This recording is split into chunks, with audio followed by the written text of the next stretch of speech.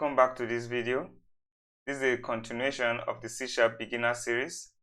If you are new here, please subscribe, click on the notification bell so that you are updated on new videos when they drop. Previously, we had looked at data types, we have looked at control flows, but in this particular video, we'll be going into methods in C#. So what are methods in C#? Methods are lines of code that perform specific tasks and can be used by different aspects of the application to execute those instructions. So when you think of methods in C#, or basically in any programming language, in fact, think of methods as messengers or machines that do specific tasks. So for example, you have a washing machine. The washing machine has a specific task it does. It does washing. So you may need to put in the clothes, you may need to put in detergent and all of that. At the end of the day, when you say a washing machine, it performs that specific task, which is washing of clothes. Now, it's the same idea that methods work with. A method is supposed to perform some specific set of instructions that has been set within it. And only the method knows about the implementation. Only like how the washing machine knows how it goes around to spin, when to juggle, and how it does all it does, when it takes in water, how it takes in water. The washing machine knows about all of those logic, and all of those logic has been put within the washing machine, so it knows how to perform those specific tasks. And that is what a method basically is in C#. So in C#, there is this format for which our method must have. We call it the method signature. Let's look at that with an example. So in C#, this is the basic format of a method. This is the bare minimum a method must have in C#. It must have what we call an access modifier. What an access modifier is just for visibility.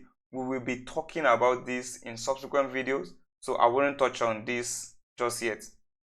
Next up is the void. What void here means is a return type. Void means nothing. It means you are not returning anything.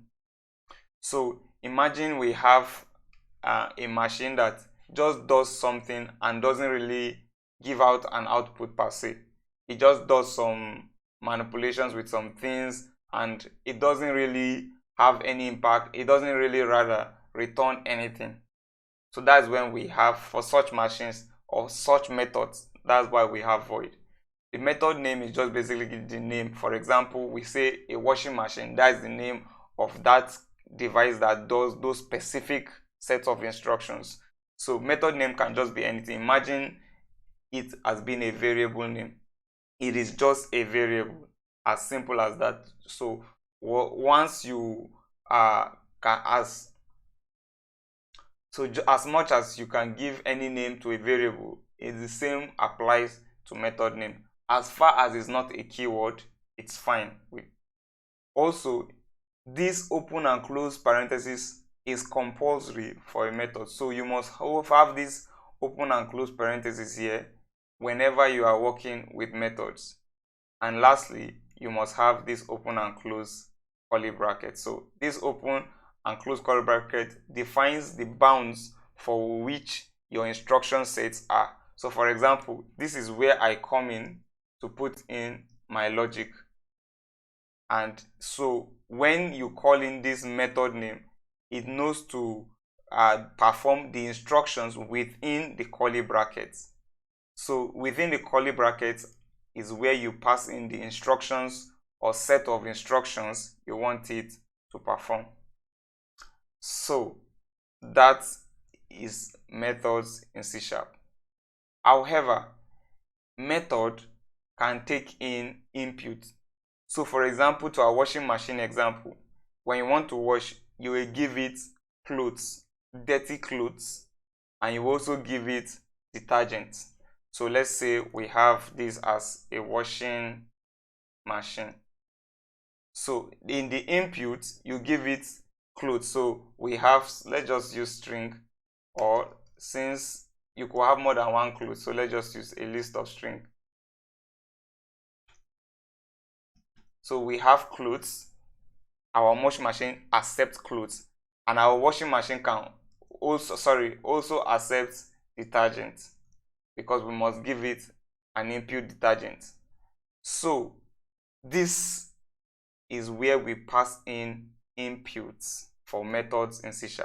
Just like machines could take in inputs, also methods can take in inputs. They are not compulsory, as I've showed earlier, but it's good to know that methods can take in inputs. So for example, let's say I want to come here and say for each clothes in clothes, I want it to go ahead and console.writeLine clothes to wash, something like this. Or I want it to say clothes to wash with detergent, and the name of detergent is detergent, right? So let me just say clothes to wash with detergent. So let's put it this way. So we are saying that we are trying to wash these clothes with this particular detergent. You know, it's the same detergent that will wash each of the clothes. So basically, this is what my washing machine is doing. It's picking all the clothes and washing them one by one and saying this clothes is going to be washed with detergent. This is a method, and these are its inputs. Basically, this is how a method basically is. But also with this, when we finish washing, we know that at the end of the day, we get an output, and the output is that we get clean clothes out of it. So how does a method give out output is going to be the next question for us, and that is what we have here as the return type. Void here means it's not going to return anything at the end of the day, but that's not true for us. In a washing machine, it returns the clothes back. So let me just have a list of clothes back here, and I will just permit me to change this, and I will just have these as strings, and I will say this is, and so let's just have a list here. If you are not clear what I'm doing, it means you have not watched some previous videos.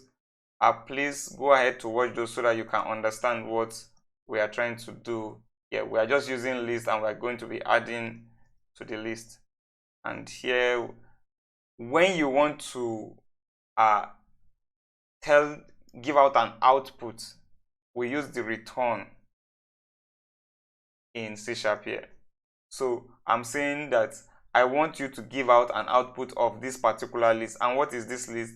Is a list of strings. So what you tell it here is that, so basically, if I were to, let me just minimize this so we can just see only this part.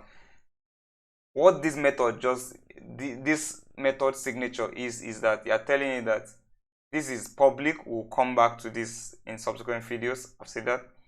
But we're saying that this machine, or this method with the name washing machine, will return a list of strings, and it takes in a list of strings, which are the clothes, and it also takes in a string called detergent.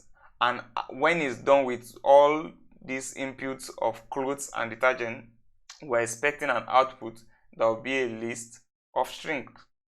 So basically, this is what a method signature is in C#. A method signature must have the access modifier. It must have what you are returning. It could be void or any data type. It must have a method name, and then it must have input. Or rather, it could have inputs. Having input is not compulsory. So there might be inputs and there might not be inputs. So in this situation here, we have inputs, but it's also fine if there are no inputs. It's fine with C#. So this is how a method is aligned or written in C#.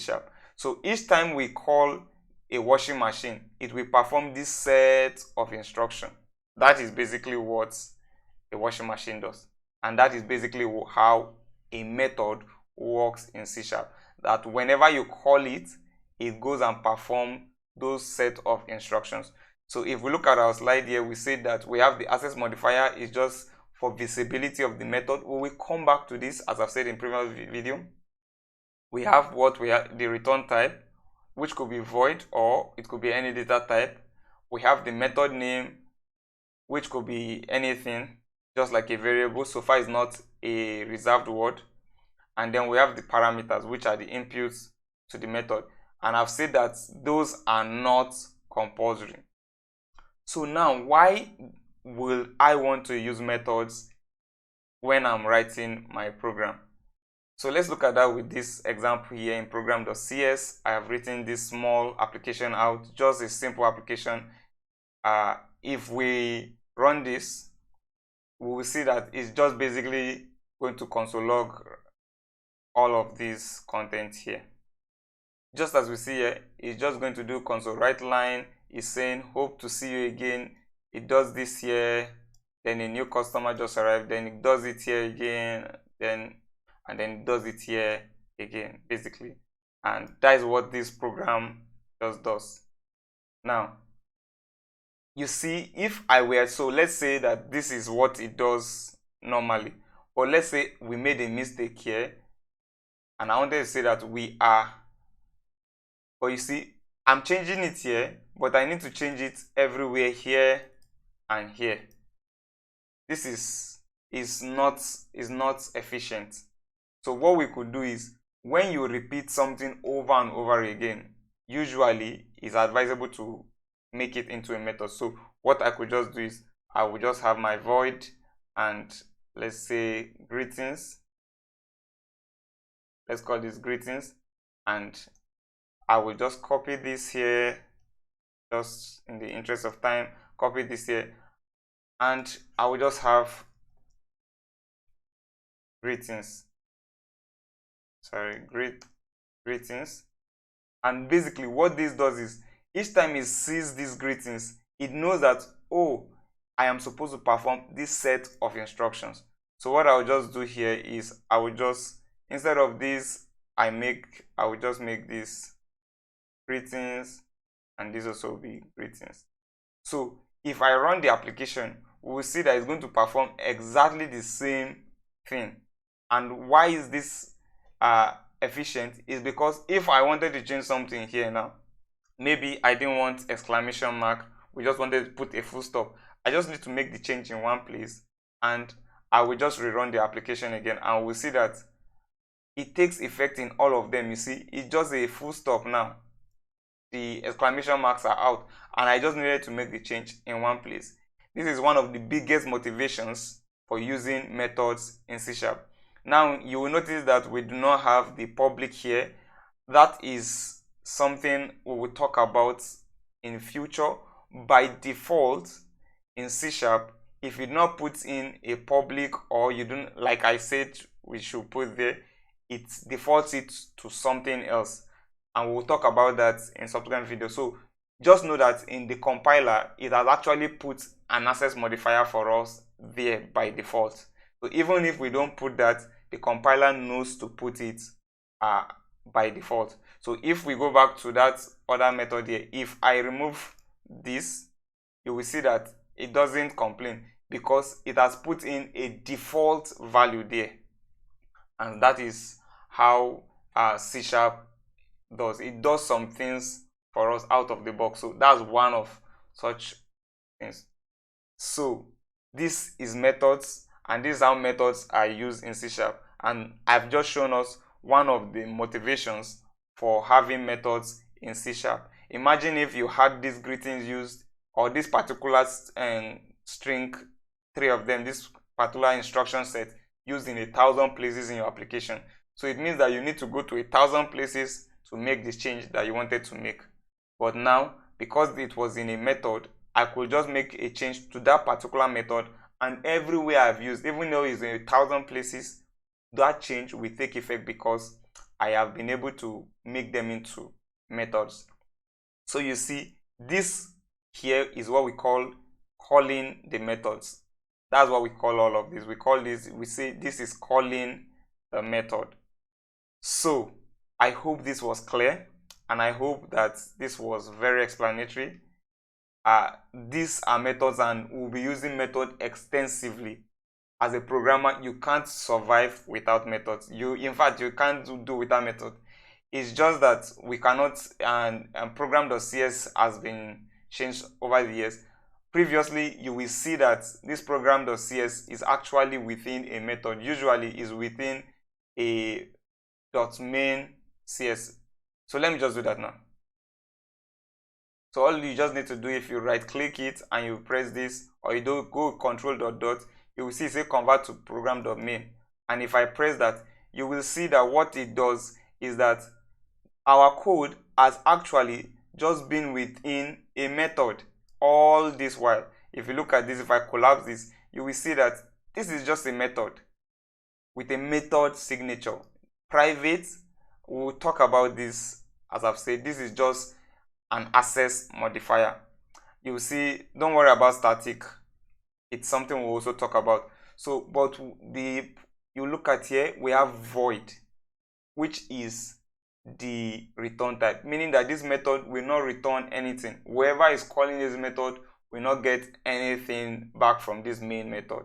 And then it has a name called main, and then we see that it takes in an input, which is an array of strings called args. So as you see, even all we've been doing has been within a method. So as a C# developer, you will need to understand what methods are and how they are used. And I hope I've done justice to that in this video. If you still have any questions, please drop them in the comment section, and we'll be there to try and sort that out with you.